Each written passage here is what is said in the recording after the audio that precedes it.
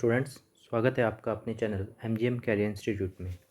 तो स्टूडेंट्स, हम atomic structure में मॉडर्न वेव कॉन्सेप्ट के ऊपर बात कर रहे थे। उसके अंदर हमने डी ब्रोगली वेवलेंथ पढ़ लिया था। ओके, नेक्स्ट अब आता है हाइजेनबर्ग अनसर्टेनिटी प्रिंसिपल। उसको हम आगे अब फर्दर प्रोसीड करेंगे। तो स्टूडेंट्स, आगे बढ़ने से पहले अगर आपने हमारे चैनल को सब्सक्राइब नहीं किया है तो सब्सक्राइब कर दें एंड हाँ, बेल आइकन को प्रेस करना ना भूलें ताकि आपको हमारे डेली लाइव लेक्चर्स का नोटिफिकेशन सबसे पहले मिले। ओके स्टूडेंट्स, अब हम आगे की तरफ चैप्टर में चलते हैं। तो नेक्स्ट जो आज की हेडिंग है वो है हाइजेनबर्ग अनसर्टेनिटी प्रिंसिपल। इस प्रिंसिपल में क्या कहा गया कि जब इलेक्ट्रॉन या छोटे पार्टिकल्स जो होते हैं वो मूव करते हैं तो उनकी पोजीशन और उसका मोमेंटम हम एक साथ नहीं निकाल सकते। मतलब उनकी जो कैलकुलेशन होती है वो एक्यूरेसी से साइमल्टेनियसली नहीं हो सकती है। तो इसका स्टेटमेंट यही है, it is impossible to determine exact value of position and momentum of microparticles simultaneously with accuracy। मतलब कि पोजीशन एंड मोमेंटम को हम एक साथ डिटरमाइन नहीं कर सकते हैं, उनकी वैल्यू नहीं निकाल सकते हैं। मतलब अगर हमने पोजीशन निकाल लिया तो मोमेंटम नहीं आएगा और मोमेंटम निकाल लिया तो पोजीशन हम कैलकुलेट सही से नहीं कर सकेंगे। ठीक है, इसमें एक नोट पॉइंट लिखा हुआ है कि जो अनसर्टेनिटी होती है कैलकुलेशंस में पोजीशन और मोमेंटम की, वो कोई इंस्ट्रूमेंटल एरर नहीं है, वो किसी इंस्ट्रूमेंट की वजह से नहीं आती है, वो एक नेचुरल फिनोमेना है। क्योंकि इलेक्ट्रॉन क्या करते हैं, मूव करते रहते हैं। देखो, इलेक्ट्रॉन इस तरीके से मूव करते रहते हैं। तो अगर मैंने यहाँ पोजीशन कैलकुलेट कर ली तो ये तो थोड़ी देर बाद इलेक्ट्रॉन यहाँ चला जाएगा ना, तो फिर बाद में मोमेंटम यहाँ कैलकुलेट नहीं होगा।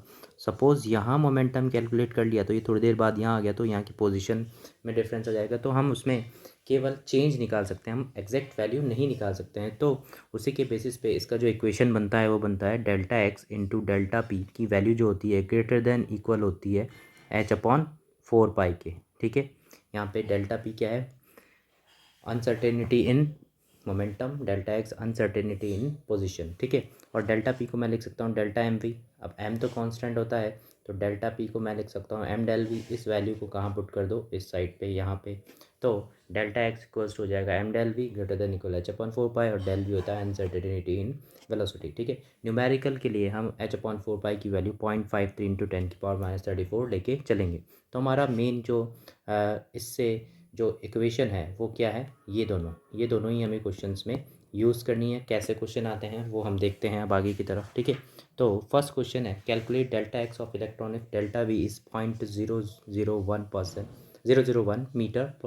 पर सेकेंड। ठीक है, बस फॉर्मूला लगा दो, डेल्टा एक्स डेल्टा वी दे रखा है तो delta x into M del V equals to H upon 4 pi, और एच अपॉन 4 पाई की वैल्यू ऊपर लिखी हुई है देखो। तो हमें क्या निकालना है, डेल्टा एक्स निकालना है। तो डेल्टा एक्स की वैल्यू हो गई H upon 4 pi into 1/m del v। ये हो गया delta X equals to H upon 4 pi की value 0.53 into 10⁻⁻34 into 1/m, electron का m 9.1 into 10⁻⁻31 into del V 0.001 meter पर सेकेंड। ठीक है, तो इसको हम जब सॉल्व करेंगे स्टूडेंट्स तो ये डेल्टा एक्स की वैल्यू अप्रॉक्स 0.058 आएगी। तो ये हमारा आंसर हो जाएगा। ओके स्टूडेंट्स, इसी तरह से आगे क्वेश्चन है calculate delta X of micro particles delta we and delta x is equal. Delta we and delta x की फॉर्म में हमने इक्वल दे रखा है, तो मैं क्या फॉर्मूला लगाऊंगा, delta X M del V equals to H upon 4 pi. ठीक है, और डेल वी और डेल एक्स क्या है, सेम है, और हमें निकालना है डेल्टा एक्स। तो डेल वी की जगह पे मैं क्या रख दूँ, delta X.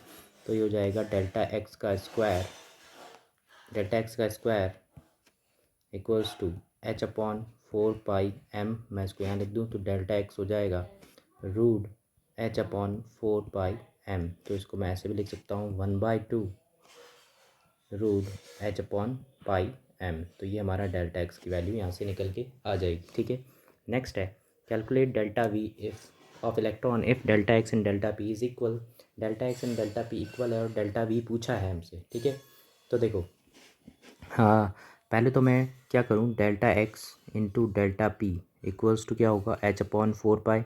Delta p delta x equal है तो मैं डेल्टा एक्स का निकाल लेता हूँ, डेल्टा एक्स स्क्वायर हो जाएगा H upon 4 pi and delta x हो जाएगा यहाँ से रूट h/4 पाई, ठीक है। और हमें डेल्टा भी पूछा है ना, तो दूसरा एक फॉर्मूला और है, delta x into M del V equals to क्या हो जाएगा, h/4 पाई। यहाँ से डेल एक्स की वैल्यू यहाँ पे पुट कर दो, तो यहाँ से एम डेल वी हो जाएगा h/4 पाई अपॉन में डेल एक्स की वैल्यू कितनी है, रूट h/4 पाई, ठीक है, रूट h/4 पाई। तो ऊपर ले जाओ, ये हो जाएगा M del V equals to h/4 pi into under root 4 पाई/h। तो रूट h ऊपर चला जाएगा, रूट 4 पाई नीचे आ जाएगा, ठीक है। तो ये हो जाएगा अंडर रूट h/4 पाई, ठीक है। हमें क्या निकालना है, डेल वी निकालना है, तो डेल वी हो जाएगा 1/m अंडर रूट h/4 पाई, ठीक है। तो ये हमारा आंसर आ जाएगा। इस तरीके से कैलकुलेट हो सकता है। नेक्स्ट क्वेश्चन है, calculate delta X of electron in first shell of hydrogen atom if velocity is calculated with this accuracy. Velocity is calculated with this accuracy. तो वेलोसिटी फर्स्ट शेल की वेलोसिटी होती है 2.18 into 10⁸ into z/n। z/n दोनों 1 है, तो 2.18 into 10⁸ metre पर second ही आ जाएगा। और परसेंटेज एक्यूरेसी दे रखी है, तो मुझे डेल वी निकालना पड़ेगा। यहाँ से डेल वी कितना आ जाएगा, 2.18 इंटू 10⁸ इंटू 0.01%, तो 0.01 डिवाइड बाय 100 ये हो जाएगा। और मुझे निकालना है डेल्टा एक्स, तो delta X equals to h/4 pi M del V ये हो जाएगा, ठीक है। तो h की वैल्यू 6 पॉइंट कितना आ जाएगा, h की वैल्यू जाएगी 6 पॉइंट, या h/4 पाई की वैल्यू डायरेक्ट रख देते हैं अपन, ये ज़्यादा टफ हो जाएगा।